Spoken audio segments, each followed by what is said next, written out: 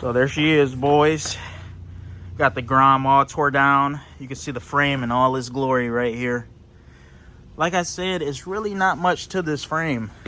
You can still see all this stuff is OEM Grom based. None of the main attachments have been altered at all. Still got the stock steering neck. From this point to this point, that's where the Ducati portion comes in, because obviously this is how the Ducati engines bolt into their frame stock. Got the bottom bolts out of this. This is pretty cool. I don't really know if I could do much with that. I haven't. But yeah, that's pretty much how it looks. And then I'm stepping in here. I got all the pieces broke down. That'll be getting powder coated black. And then I got the triple tree right here. That's all tore down. Got the harness all up there. Sort all that stuff out later. Obviously the motor right there. I will be making some changes to that. Changing the coolant setup on that. Hopefully you could maybe shrink it down to one big radiator. I'm going to do a little bit of research on that. Got the exhaust right here.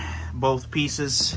See, that's the mid pipe right there for the rear cylinder. And then this is the main pipe coming from the front cylinder, tying into the rear cylinder pipe. Got the Fuel Tech mount right here. Haven't decided on what color I'll powder coat this. Maybe black. The bike's official name is Panda. So obviously with that name, I am going to try to go with a color thing that matches it.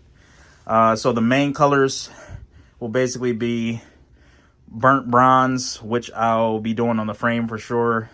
White, so I'll have white panels. So I'll no longer be using this like silver and lime green. And then black, obviously. And then raw billet aluminum, and then red. So I think that should be a perfect mashup of colors. A lot of stuff will end up being burnt bronze though, because I really love that color. And then that's also a Ducati staple. Burnt bronze is similar to this right here. I guess you could call it this color right here, but it's like that nice cardboard box brown. No, it's a little bit more extravagant than that, but so I just wanted to give you guys an update on what the bike looks like right now. Frame all tore apart, ready to powder coat. And yeah, I got to get these wheels off, get the tires off, and then break the two-piece wheels down, because those do have bolted centers, as you can see right there. And the main reason I'm powder coating these is because the maintenance is just so high with these. I just don't feel like dealing with it anymore. I love the wheels, but I'm over the whole polish thing because it's super high maintenance. So get all the hub stuff for the new 20mm axle swap. I'm gonna get that all packaged up, and then I'm gonna head up to the machinist Monday, get all that stuff knocked out to fit the bigger bearings and the bigger axle, and then make the new spacers and stuff, and then pretty much go from there. So when you get this stuff apart, things always snowball. Not many of you have seen the Grom in this state, but it's actually pretty funny because this does somewhat represent a fully assembled bike. You know, only thing that's missing is a swing arm and the triple tree or fork setup. But I figured while I got this thing apart and before I take it to powder coat, I might as well address an issue that was going to need addressing anyways. And I think you guys know what I'm talking about. Cooling system. Yeah, this thing did drive on the street. I more so, you know, applied just a crude cooling system to it just to make this thing drivable. It was towards the end of the season. You know, things did not have to be perfect. So what better than a time than now to address this? But I finally got a chance to pull these pieces off. I was never really a fan of these inner fender well pieces. You can kind of see what's going on right here. Actually, you know what? Let me actually rotate this so you guys can get a better understanding of what's going on. So give me one sec. Sorry, I got a crude setup going on right now.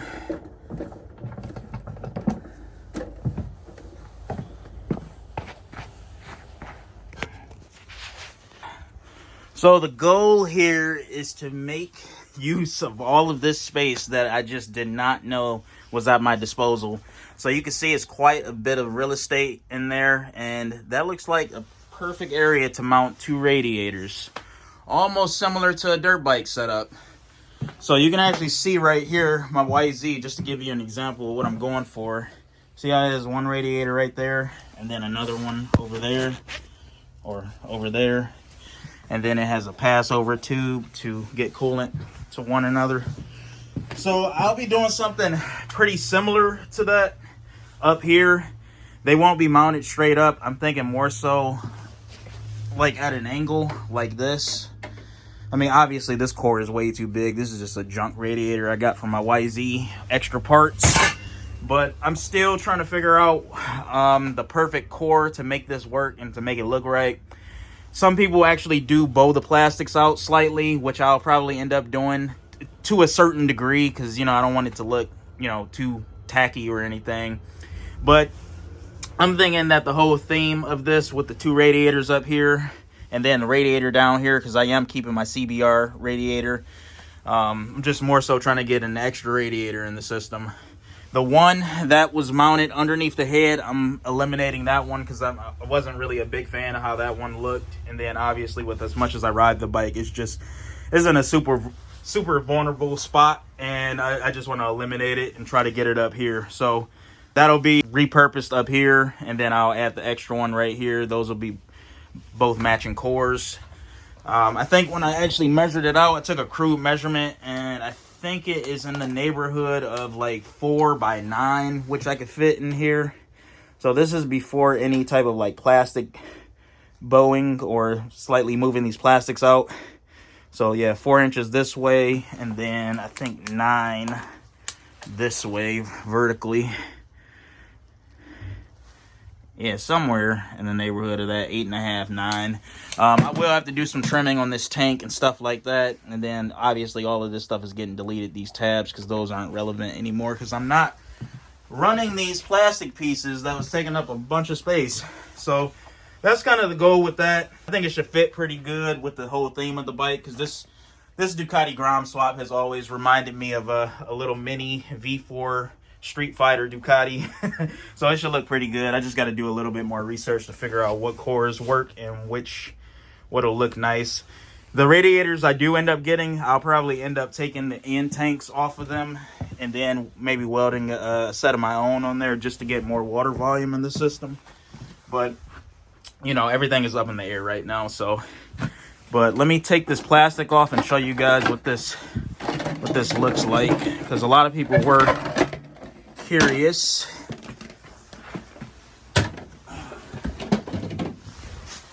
And then let me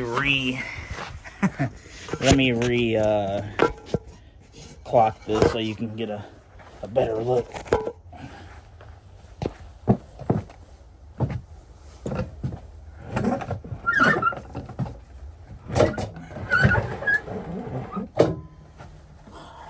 Frame is actually loose on the bike right now.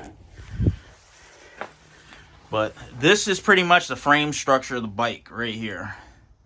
It's really not much to it. You can see how I'm still retaining a bunch of the OEM Grom stuff. All of this is all OEM Grom, with the exception to this point forward to the steering neck. That's when it's all Ducati base. You can see the Ducati motor actually uses these studs up here to mount the engine. This is loose, so nothing is sitting flush right now. And then we got these standoffs right here.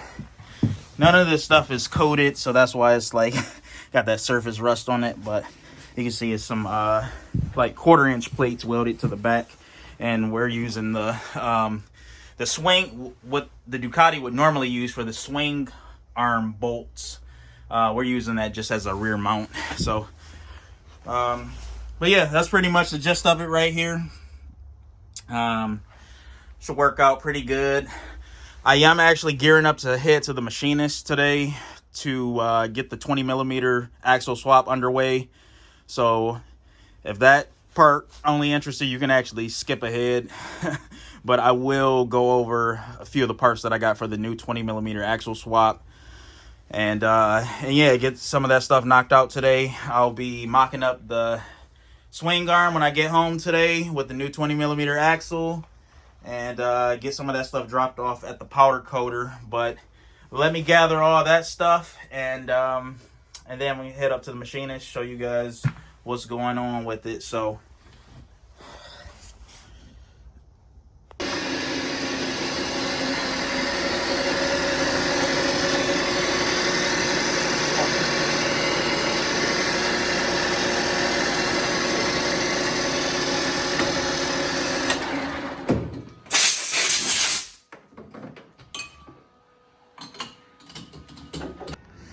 all right, so this is pretty much what we got rolling. Got the new 20mm shaft right here from DME. New spacers made. Pretty good drive for you, huh?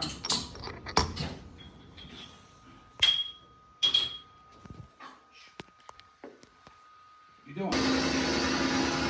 Got the new Grom Fathers hub on there. Larger bearing. 20mm axle.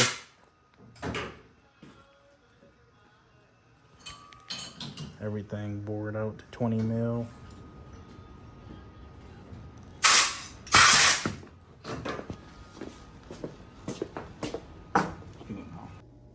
Man, that came out so good. So I want to take the time to shout out Vortex EK. They came on board with the Grom project. I've ran a lot of their stuff in the past. I actually ran one of their chains on the DUCATI Grom before I started making all these updates. You can see I got some of the residual chain from when I shortened it. Just here is like a test fit,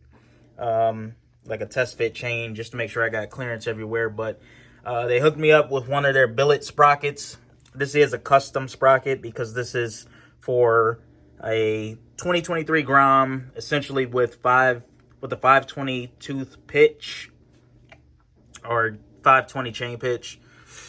I got everything mocked up with the new 20mm axle. I do have the spacer, the sprocket spacer on the hub now. This is subject to getting shortened depending on how everything lines up once I get the engine back in the bike. So I'm kind of prepared to do that. I think it should be close because when I had the wheels spaced out, when things weren't centering the swing arm, the sprocket was in this area. I had checked some measurements beforehand, and they were pretty close to how far I had to space the wheel out to get everything lined up back in the summer. So 20mm axle is in, as you can see. I do got like a little bearing right here just as a spacer, because I got to get this trimmed down, which is part of the Camara Engineering brake bracket. So I got to get that trimmed down. The wheel is now centered in the swing arm. Basically just took the distance from inner arm to inner arm, and then I just kept basically adjusting it until the wheel lip matched 46mm from side to side. So everything is lined up there. Looks perfect. I did take it upon myself to actually start gathering up the parts to upgrade this upper link right here too on the swing arm. Let me see if I can. So you can see how it's a dual bearing setup in there. This actually uses a 12mm bolt, just like the stock Grom axle, like this. And just to show you how much of a joke this looks like now, look at this. 20mm axle is in the swing arm right now.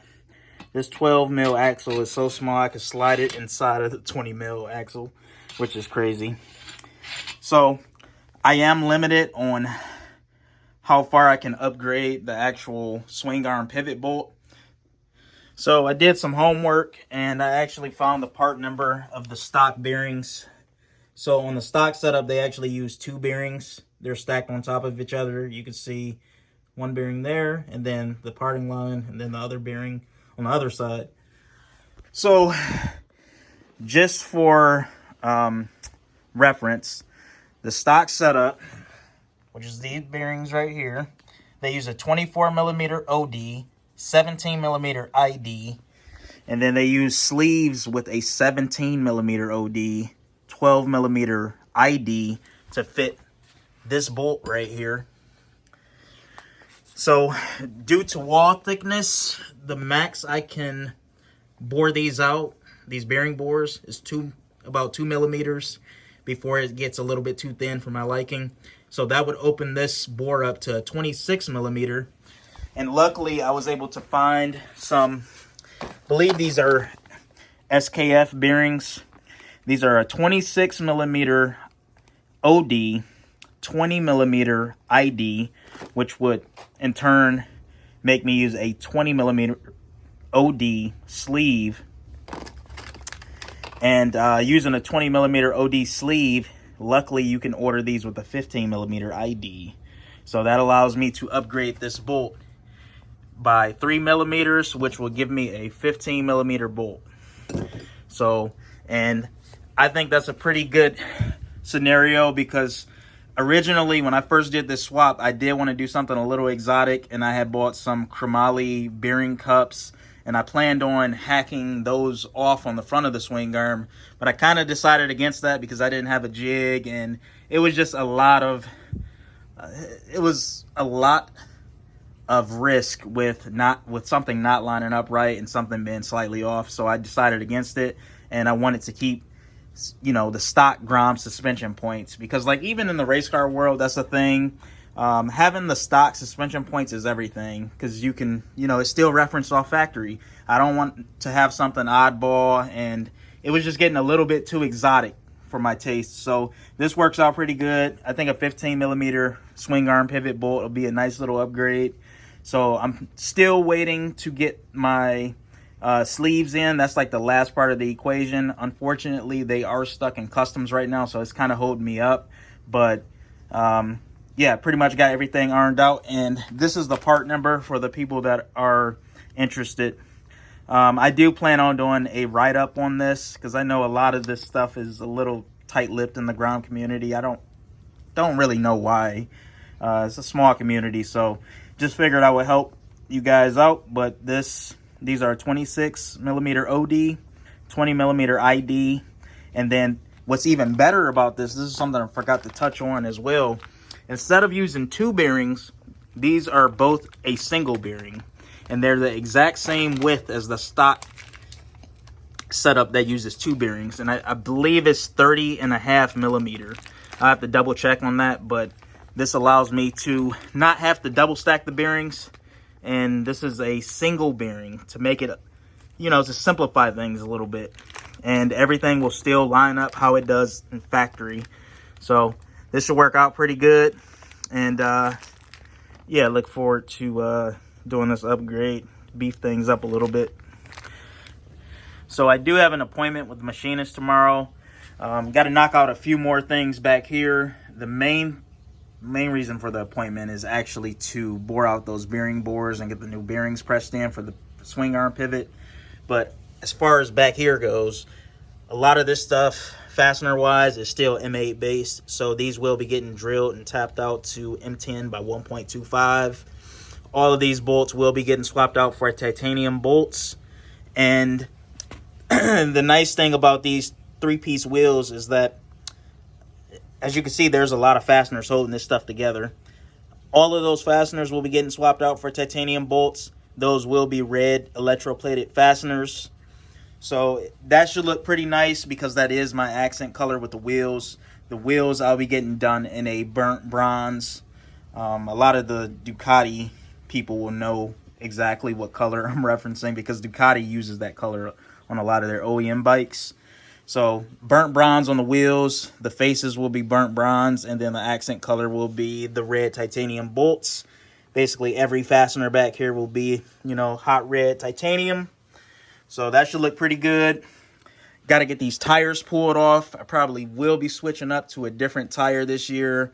I talked to a lot of the faster guys in the Grom community, and some of them recommended you know, specific tires to me when I really want to start throwing the coals at this thing at the track or during a racing event. Well, let's see what else. I do have the brake. Move that over here because that looks a little tacky, but got all the rear sets stripped down. No, I'm not moving to billet rear sets. I like the original Grom rear sets. I'm just getting these powder coated black. Everything that you see right here in this group will be powder coated black. So that should look pretty nice because the stock rear sets, I like them, but they look kind of cheap with the stock aluminum finish. So get those piano black. But so far, everything is rolling together. I did have a mock-up bolt made.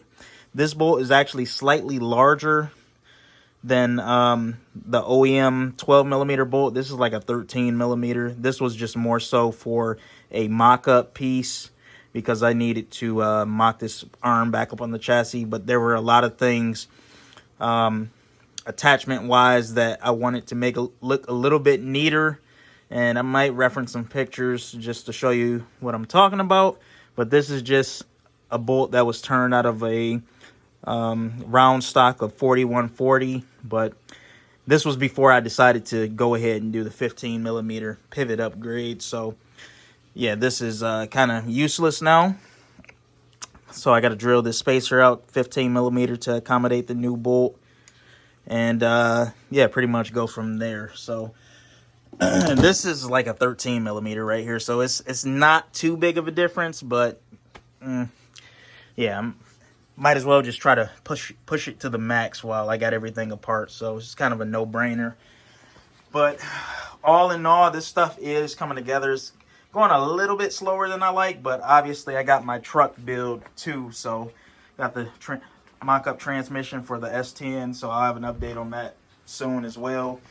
But for the most part, yeah, things are looking pretty good, especially for having all these projects at once. So you got to bear with me. But yeah, if you guys haven't yet, please subscribe. Please comment. I don't care what you comment, just as long as you comment something. And yeah, just stay tuned. If you haven't already, go subscribe to the TikTok. Go subscribe to the Instagram. Those are both in the description. And then, like I said, if you got any questions on anything that I'm doing, please don't hesitate to ask. Drop a comment. And, yeah, next time I drop a video, should have this stuff back from the powder coater, have the titanium bolts, and then we could just, you know, appreciate the billet.